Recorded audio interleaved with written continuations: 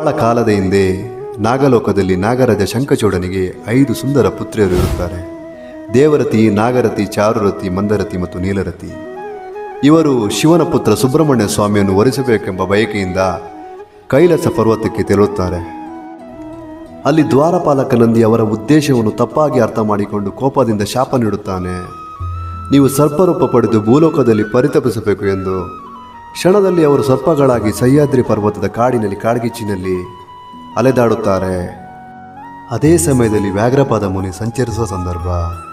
ನಾಗಕನ್ಯರ ಶಬ್ದದಿಂದ ಭಯಗೊಂಡ ಮುನಿಗಳು ಅವರಿಗೆ ಮತ್ತೊಂದು ಶಾಪ ನೀಡಿದರು. ನೀವು ಬಿದಿರು ಕಾಡಿಗೆ ಸೀಮಿತವಾಗಿರಬೇಕು, ನಿಮ್ಮ ಶಾಪವನ್ನು ರಾಜಪುರುಷನೊಬ್ಬನೇ ನಿವಾರಿಸಬಲ್ಲನು ಎಂದು ಹೇಳುತ್ತಾರೆ. ಅವಂತಿಯ ರಾಜ ದೇವವರ್ಮ ರಾಜ್ಯಭ್ರಷ್ಟನಾಗಿ ಅಡವಿಯಲ್ಲಿ ಸಂಚರಿಸುತ್ತಿದ್ದನು.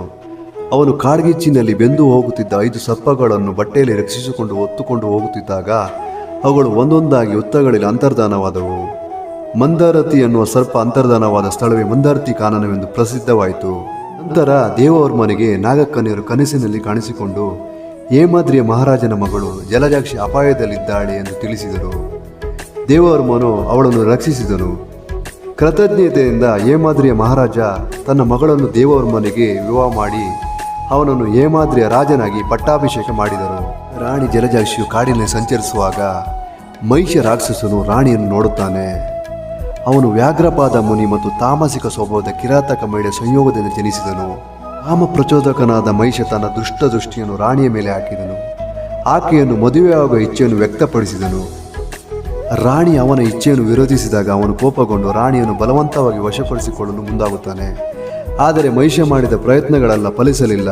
ದುಃಖಿತಳಾದ ರಾಣಿ ಜಲಜಾಕ್ಷಿ ತನ್ನ ಅರಮನೆಗೆ ಹೋಗಿ ತನ್ನ ಪತಿ ದೇವವರ್ಮನಿಗೆ ತಿಳಿಸಿದಳು. ನಂತರ ಇಬ್ಬರು ಸುದೇವ ಮುನಿ ಆಶ್ರಮದಲ್ಲಿ ಆಶ್ರಯ ಪಡೆಯಲು ನಿರ್ಧರಿಸಿದರು. ಆಗ ಮಹಿಷನು ರಾಜದಂಪತಿಗಳಿಗೆ ಆಶ್ರಯ ನೀಡಿದ್ದಕ್ಕಾಗಿ ಮುನಿಯ ಮೇಲೆ ಕೋಪಗೊಂಡನು ಮತ್ತು ಆಶ್ರಮದ ಮೇಲೆ ಆಕ್ರಮಣ ಮಾಡಲು ಮಹೋದರ ಎಂಬ ರಾಕ್ಷಸನು ಕಳುಹಿಸಿದನು. ಭಯಗೊಂಡ ಮುನಿಗಳು ದೇವಿಯನ್ನು ಪ್ರಾರ್ಥಿಸಿದರು. ಆ ಕ್ಷಣದಲ್ಲೇ ಭೂಮಿಯಿಂದ ಬೃಹತ್ ಹುತ್ತ ಎದ್ದು ನಿಂತು ಎಲ್ಲ ಅಸ್ತ್ರಗಳನ್ನು ನಾಶ ಮಾಡಿತು. ನಂತರ ದೇವಿ ವೀರಭದ್ರ, ಕಲ್ಲುಕುಟ್ಟಿಕ, ಬೊಬ್ಬರ್ಯ ಇತರ ದೇವತೆಗಳ ಸಹಾಯದಿಂದ ರಾಕ್ಷಸರನ್ನು ಸಂಹರಿಸಿದಳು. ಕೊನೆಗೆ ಮಹಿಷ ಸ್ವತಃ ಯುದ್ಧಕ್ಕೆ ಬಂದಾಗ ಅವನ ಅಸ್ತ್ರಗಳು ಮಾಯವಾಗಿ ಒಮ್ಮೆ ಹುತ್ತ ಮತ್ತೊಮ್ಮೆ ಅಷ್ಟಬದ್ಧ ದುರ್ಗಾಮಾತೆಗೆ ಕಾಣತೊಡಗಿದಳು. ಅವನು ದೇವಿಯ ಪಾದಗಳ ಮಣಿದು ಪ್ರಾರ್ಥಿಸಿದನು.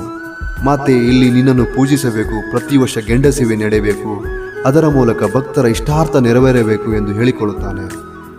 ತನ್ನ ಜೀವ ಪುಷ್ಪವನ್ನು ದೇವಿಗೆ ಅರ್ಪಿಸಿದನು. ದೇವಿ ಪ್ರಸನ್ನಳಾಗುತ್ತಾಳೆ. ನಂತರ ದೇವವರ್ಮನ ಕನಸಿನಲ್ಲಿ ಸುಬ್ರಹ್ಮಣ್ಯ ಸ್ವಾಮಿ ಮಾರ್ಗದರ್ಶನಂತೆ ವರಾಹಿ ನದಿಯಲ್ಲಿ ದುರ್ಗೆಯ ವಿಗ್ರಹವನ್ನು ತಂದು ಅದನ್ನು ಭಕ್ತಿಯಿಂದ ಪ್ರತಿಷ್ಠಾಪಿಸುತ್ತಾರೆ.